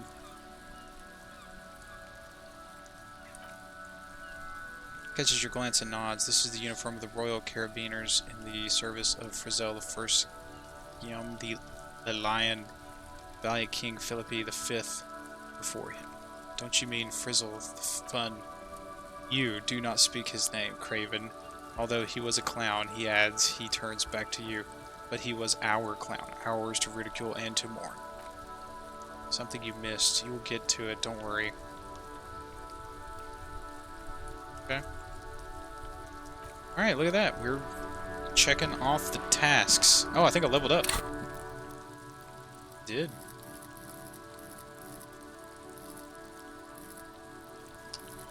Let's see. Composure. Conceptualization. Really know, like I said, I haven't really read through these, so I don't know where to put them all.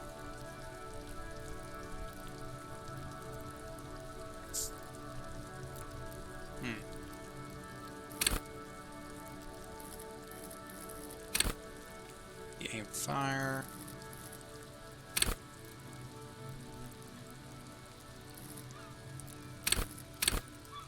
See, hear, and smell everything. Let no detail go unnoticed. That seems important.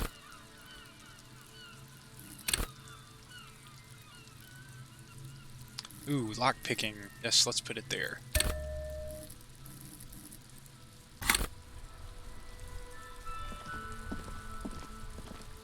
Alright, well, let's see. We've still got... Pick up the die from the dice maker. We had 8 hours.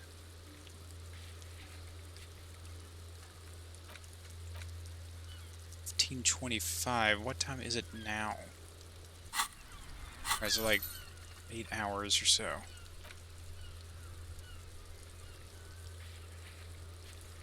Okay. Garte plus Sylvie equals question mark. Something's going on here. You need to help the brother out with his love woes. Still gotta find my gun. Gotta find my badge. There's the whole pissing competition thing. Figure out who called the thing in. Okay, so I need to go talk to Garte. I think that's, I don't know, G-A, how exactly spell his name. Then I think all that's left is to go and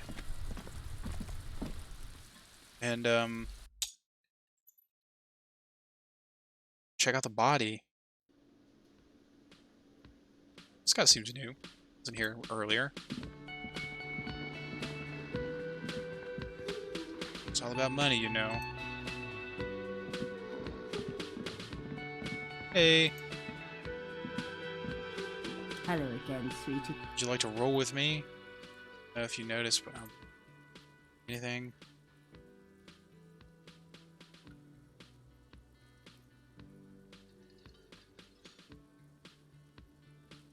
Nothing new here.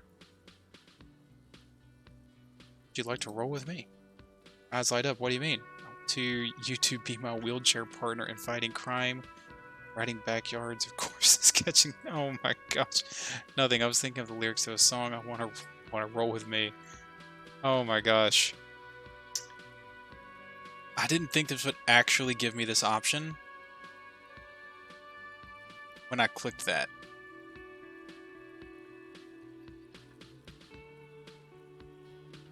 I feel like that would be very irresponsible. Cryptozoologist? I didn't realize she was a cryptozoologist. That's interesting. Like the cryptozoologist's wife.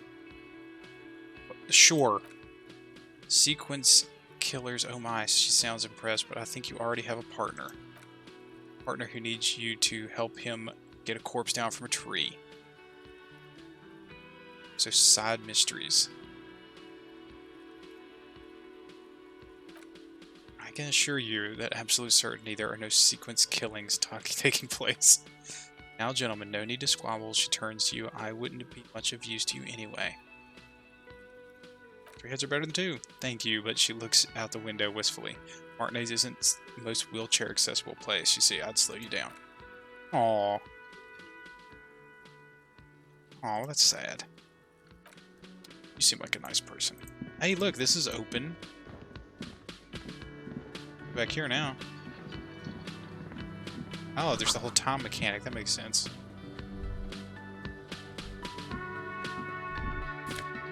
Yeah, I'll take that. Aroma spices. See a heavy steel door with a prominent dimple lock. It's painted blue. Touch the door. Try to push the door open. I wonder where the door leads. The lieutenant regards you with a patient skepticism. The door is in the back of the kitchen. Why do you care where it leads? It's part of the whirling rags or something about this place that makes me want to know. That's true. I found something pertinent to the investigation. Yes, I suppose it is worth seeing if we can get in just to be thorough. Side investigation. It's hardly a side investigation. You already have a name for it. Yes, mini side investigation. No, the other door is a mega. No, the door is a mega investigation. I'm calling it behind the blue door. The door and the main investigation will merge into a stereo investigation. Oh, we're going to definitely call it behind the blue door. It's hardly worth the title. He looks at the door and then you... Anyway, Garte is the person to ask about this, the cafeteria manager. Try to push the door. The door does not budge. Okay. Who's this guy? The man is smoking below an exhausted, occasionally sipping from his mug. This must be the Whirling's cook. As you step in, he nods towards the table and says something completely foreign language. The only words you can make out are Gorisi and Kubik. Okay, this is definitely not his name. Whatever you do, please don't call him Gorisi Kubik. Please, it's not funny. Hello, sir. The man puts his cup down and replies something in his left hand, drawing in the air. Do you know what's behind the door? Got some impressive spots there. I think. Looks up at you, looks away quickly, shrugging off, muttering something to himself. Shrugging is an international sign for no, I don't know what's behind the door. Some impressive pots. He smiles and bangs his ladle against each of his pots in turn. It's almost like music, especially with the sound of assorted dishes boiling, simmering on the stove. Alright, well, fair enough. So these Garte. Real mature, man. What exactly were you trying to accomplish? You do understand you still owe me money, right? Damn, your feet thought you got away. Don't I get something for effort? I'm sorry, I don't know what's responsible for me. You understand? I was desperate. Don't I get something for effort? You know what? The stupid drinks you've had are on the house. You know why? Because I know you can't pay for them. Not because you ran away. He crosses his arms. Now, I still have to charge you for the 3 nights and the broken window. That's 100 square. Thank you for your cooperation. Don't thank me yet. You still owe me 100 real. If you don't have it by tonight, I can't let you up there. Aw, I have 100. Shouldn't have bought those dice in that book. Sorry about the money I owe. Yes, actually, let's talk about something else. Seen something here at the Whirling. Talk about. Rolls his eyes. I saw a sign that said mess hall is reserved for the Union. Yes, not the whole damn Union, thank God. Just the nastiest, loudest faction. He tossed his head in disdain. They come in here in the evenings, dumb, unruly types, thinking they're big shit. They're good customers and they place big orders, always on time. Gives you a meaningful nod. You should find out who this loud faction is occupying the booth. Loudness means talkative, and we need info. How do we find them? We don't. We have to wait. They'll show up sooner or later. He looks towards the booth. Men are hungry. Men on strike. Glance at the clock, the wall behind the manager. Ha! It's after 1600. The sign said reserved starting 1600. Why isn't anyone in the mess hall? Good question. He turns to the cafeteria manager. They're probably getting drunk or protesting something somewhere or laying low after the, lynching. They probably fucking killed that guy or something, that's why. The lieutenant thinks, I have a feeling we'll make their acquaintance sooner or later. Is this door? Yes, that's the door, sure. There's nothing mysterious about it, it's just a door. Behind it. Nope, I don't have a key, I don't know how to get there, and I don't care either. It's not like I've been wondering about it for 10 years, it's just a frit warehouse probably. Or some boring storage space with a bunch of old junk and dust. He runs his finger across the counter to check for dirt. He's attempting to maintain an air of indifference. It's absolutely not convincing. I think you'd like to know what's back there. Fine, okay, a little, he shrugs, but my job doesn't leave me time for wondering about one locked door in one of the cafeterias I manage. So I haven't opened it. I have cleaned the whole place 100 times over, though, after the animals, and I haven't found a key, so good luck with that. Something else. Alright, let's talk about Sylvie. God, he does not look too pleased. Oh, but he should be. Lay it on him. Turns out she's a... Oh. That's not true. Don't have anything else. Like a back button, for example. Don't want to...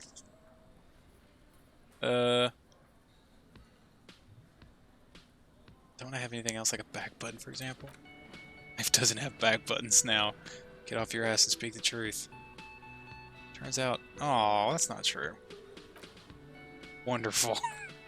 It's wonderful. What? He squints? What does that mean?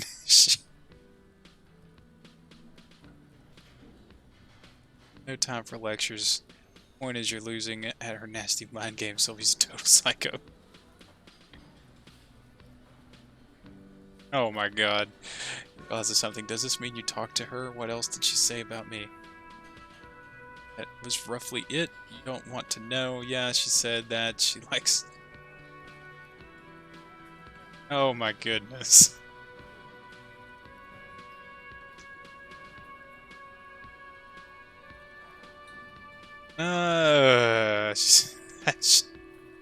This is not anything like remotely close to what happened in that conversation.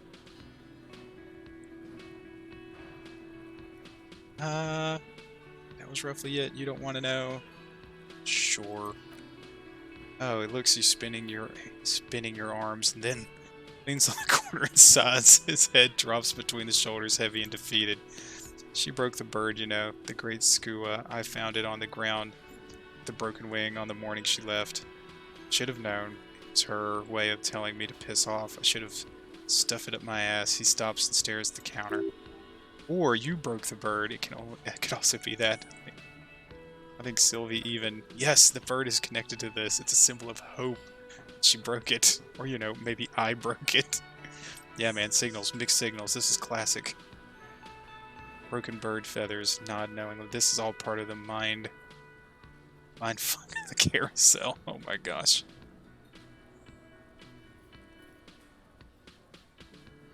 Maybe I broke it. No, it was her. Her voice is cold. His voice is cold now. She's off to ride that carousel you told me about, huh? I mirthless laughed at him.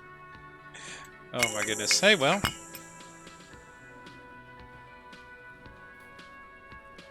Takes his bottle of wine off the shelf, pours himself a glass.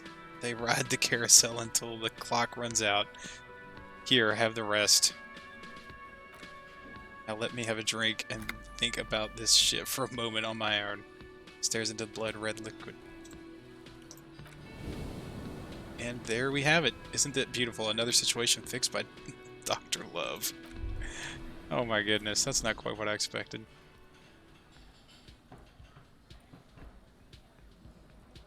Do I even have a home? You've been at this hostel cafeteria only 3 nights. Where were you before that? Had to be somewhere.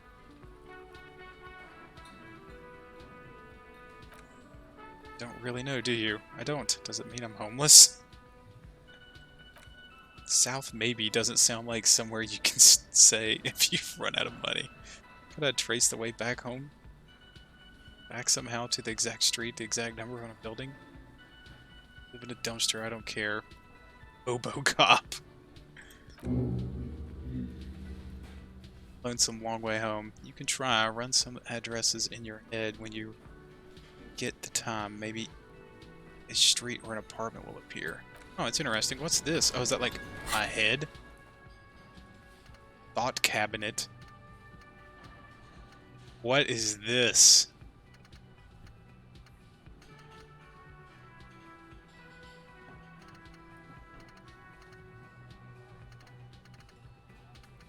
I don't even know what this is.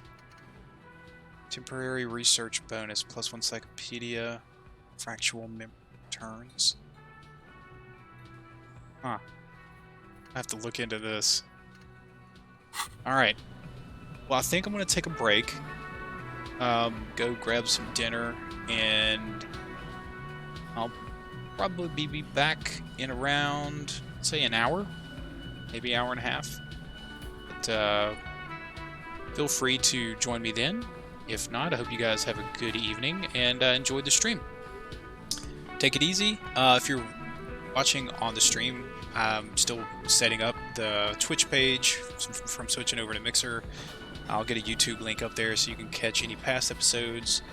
Or if you want to see the Gears Tactics stream I just finished, I did a whole playthrough of that. And if you're watching on YouTube, check the description to find a link over to the Twitch page. I appreciate you watching and hanging out. See ya.